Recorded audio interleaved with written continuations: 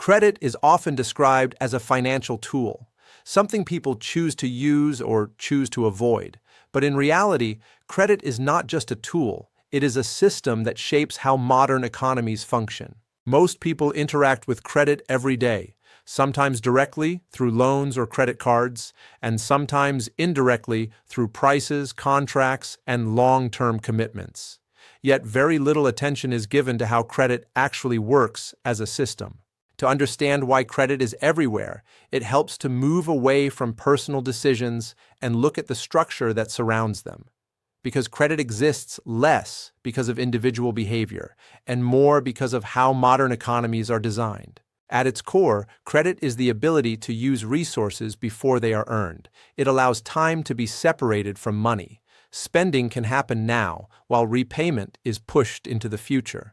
This separation is not accidental. It is a response to how income and expenses are distributed over time.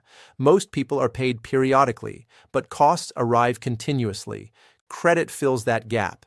It smooths uneven timing, not just for individuals, but for businesses, governments, and entire industries. Without credit, many large systems would slow down or stop. Housing would require decades of saving up front. Businesses would struggle to expand. Infrastructure would be delayed for generations. Credit allows large commitments to be made long before the full value is produced. It brings future productivity into the present. That makes growth possible, but it also introduces dependency. As systems grow larger and more complex, credit stops being optional. It becomes embedded. Once embedded, it is difficult to step outside of it. Modern credit systems do not rely on personal trust. They rely on measurement. Past behavior is recorded, scored, and compared. Trust is converted into probability. These systems do not ask why something happened. They ask how often it happens. Reliability becomes a pattern. Risk becomes a number. This allows credit to scale. Millions of decisions can be processed consistently. But consistency also removes context. The system becomes efficient, but less flexible. Credit makes modern life feel smoother in the short term. It absorbs shocks. It reduces friction. It allows plans to move forward sooner. At the same time, it shifts pressure into the future. Obligations accumulate quietly. What feels manageable individually becomes structural at scale.